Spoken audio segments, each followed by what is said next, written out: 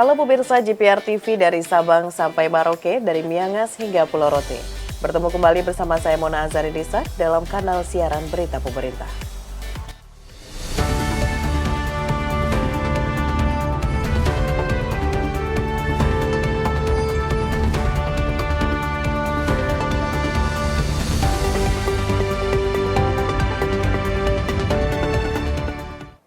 Pemirsa, kita ke informasi pertama. Pemerintah memastikan pembangunan rumah bencana untuk masyarakat terdampak erupsi Gunung Lewotobi Laki-Laki Flores Timur, Nusa Tenggara Timur, dekat dengan lokasi kerja warga. Titik relokasi yang disiapkan berjarak sekitar 10 km dan 12 km dari Gunung Lewotobi Laki-Laki dan jauh dari zona bahaya erupsi. Tetapi tetap dekat dengan mata pencaharian warga, yaitu pertanian, kebun, hingga peternakan.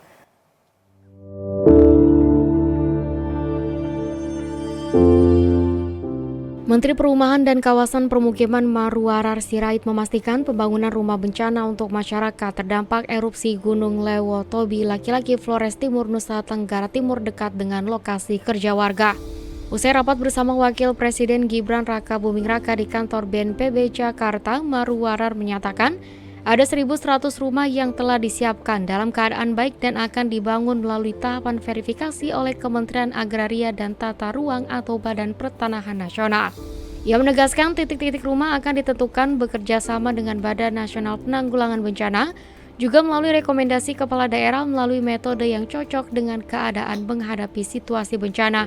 Titik relokasi yang disiapkan berjarak sekitar 10 km dan 12 km dari Gunung Lewotobi Laki-Laki jauh dari zona bahaya erupsi, tetapi tetap dekat dengan mata pencarian warga yaitu pertanian, kebun, dan ternaknya. Selain itu, pemerintah juga memastikan rumah-rumah bencana tersebut dibangun dengan memberdayakan UMKM agar memberikan peluang ekonomi bagi masyarakat sekitar. Kami juga sudah akan menyiapkan supaya menuju ke lokasi rumah-rumah yang sudah siap, yang selama ini dengan metode yang cocok dengan keadaan menghadapi situasi bencana, dan juga itu dibuat oleh UMKM yang ada di Indonesia, supaya kami juga selalu berusaha untuk memberdayakan UMKM. BNPB bersama pemerintah berencana merelokasi warga korban letusan Gunung Lewotobi Laki-Laki di Flores Timur, Nusa Tenggara Timur dengan menyiapkan 2 titik lokasi dengan luas 50 hektar. Namun pemerintah tidak akan memaksa warga untuk menempati 2 titik relokasi yang sudah disediakan, tetapi harus tetap berada di luar zona steril 9 km.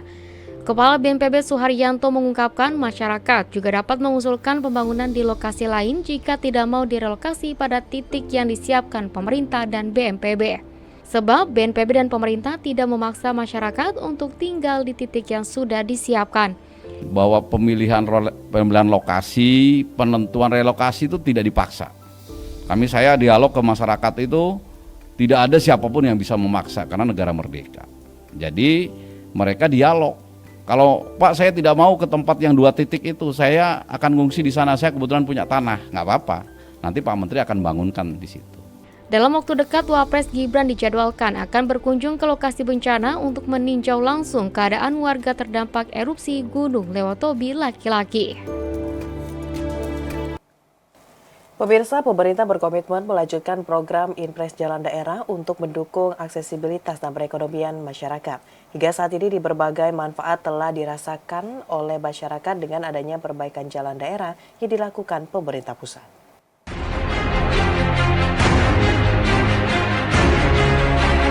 Pemerintah melalui Kementerian Koordinator Bidang Infrastruktur dan Pembangunan Kewilayahan dan Kementerian Pekerjaan Umum berkomitmen melanjutkan program Impres Jalan Daerah untuk mendukung aksesibilitas dan perekonomian masyarakat. Menteri Koordinator Bidang Infrastruktur dan Pembangunan Kewilayahan Agus Harimurti Yudhoyono menyebutkan program IJT tidak hanya menjadi tanggung jawab pemerintah pusat tapi juga pemerintah daerah, baik jajaran pemerintah provinsi dan juga kabupaten kota. Hal tersebut disampaikan Menko Infrastruktur melalui kunjungan ke Desa Adat Langgahan, Kintamani, Kabupaten Bangli, Bali pada Senin 11 November 2024. Berkaitan dengan IJD, anggaran IJD tahun 2023 mencapai 14,6 triliun rupiah di seluruh Indonesia. Dari jumlah tersebut, realisasi IJD di Provinsi Bali yang dilaksanakan atas usulan pemerintah daerah mencapai 8 ruas jalan sepanjang total 34,4 km dengan total biaya mencapai 106,4 miliar rupiah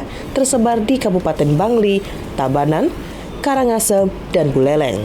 Manfaat dari adanya program IJD yakni mulai dari pemudahan jalur logistik dan mobilitas masyarakat serta mendukung konektivitas jalan dari desa menuju wilayah kecamatan hingga kabupaten. Tadi ada sejumlah anggota masyarakat yang juga menyampaikan testimoni bagaimana proyek IJD ini telah meningkatkan ekonomi masyarakat, utamanya karena dengan semakin baiknya konektivitas antar desa, maka perpindahan barang dan manusia menjadi semakin singkat.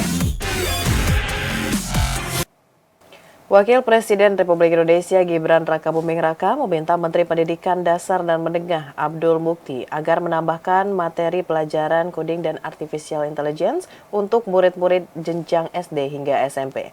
Hal ini juga untuk mengejar target Indonesia Emas 2045 dan mencetak generasi muda yang bisa bersaing di dunia global.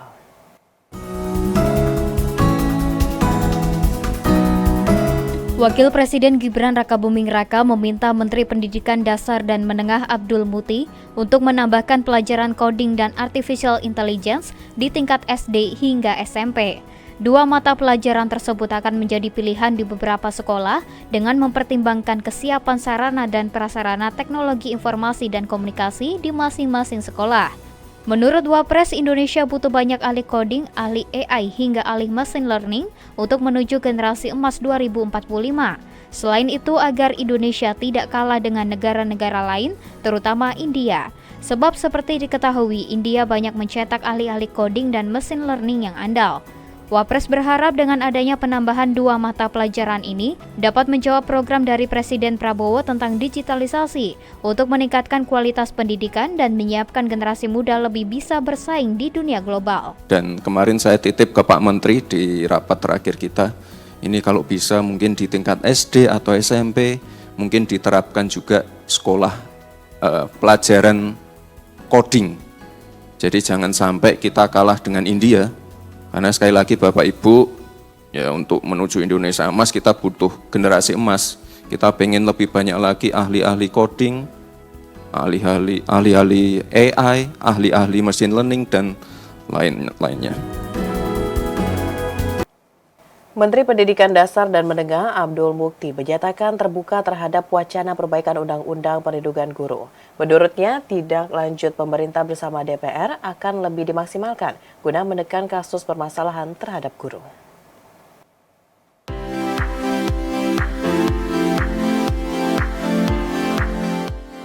Merespon arahan Wakil Presiden Gibran Rakabuming Raka mendorong pemerintah dan DPR membuat perbaikan Undang-Undang Perlindungan Guru. Menteri Pendidikan Dasar dan Menengah Abdul Mukti dan DPR akan memaksimalkan peraturan yang sudah ada. Dalam pernyataan persnya, Mendikdasmen menyampaikan bahwa Undang-Undang Guru dan Dosen pasal 39 sebenarnya sudah mencakup perlindungan bagi guru dengan 6 ayat yang mengatur aspek perlindungan profesi, keamanan, dan ketentuan lainnya. Di samping itu, beberapa aturan turunan sudah memberikan detail lebih lanjut terkait hal ini. Meski demikian, tidak menutup kemungkinan bahwa akan ada tindak lanjut dari DPR terkait perlindungan yang lebih komprehensif bagi para guru sesuai dengan kebutuhan yang berkembang di lapangan. Di Undang-Undang Guru dan Dosen pasal 39 itu sebenarnya sudah ada penjelasan, kalau tidak salah ada 6 ayat yang menjelaskan tentang bagaimana perlindungan guru baik dalam mereka bekerja, kemudian terkait dengan profesinya, keamanannya, dan sebagainya. Dan sudah ada turunan lagi aturan yang lain, mungkin nanti Bu Dirjen silahkan disampaikan. Tetapi kalau memang dirasa masih perlu, nah mungkin nanti silahkan Ibu Ketua Komisi 10 menyampaikan, ditambah nanti oleh Ibu Dirjen. Untuk kami di DPR sendiri tentunya sangat terbuka kepada masukan inisiatif dari pemerintah Namun untuk saat ini secara resmi yang sudah kami masukkan untuk direvisi adalah Undang-Undang Sistem Pendidikan Nasional, yang mana di dalamnya juga bisa jadi akan mengintegrasikan hal-hal terkait dengan guru dan dosen. Dan secara lebih spesifik lagi, memang di dalam Undang-Undang Guru dan Dosen yang existing ini sudah ada pengaturan-pengaturan yang cukup kuat. Nah, sekarang berarti pelaksanaannya dan aturan-aturan pelaksanaan yang sudah ada ini bagaimana disosialisasikan dan diterapkan ya pada saat ada guru-guru yang menghadapi masalah, itu bisa digunakan sebenarnya sebagai payung hukum untuk melindungi mereka. Senada hal tersebut, Dirjen Guru dan Tenaga Kependidikan Nunuk Suryani menambahkan, di dalam Undang-Undang Guru dan Dosen sudah ada pasar pelindungan buat guru. Undang-Undang Guru dan Dosen juga sudah ada turunan peraturan menterinya. Dari Undang-Undang Guru Dosen sudah ada, kemudian turunan Permendikbudnya juga sudah ada, lalu di Permendikbud itu sudah ada amanat petunjuk teknisnya, juga sudah disiapkan juknisnya, hanya tinggal masalah implementasi. Nanti kami akan memperkuat lagi sosialisasi dalam tahap implementasi dari Dirjen Guru dan Tenaga Kependidikan. Pemirsa, usai jeda pariwara, kami akan kembali dengan informasi lainnya. Tetaplah bersama kami.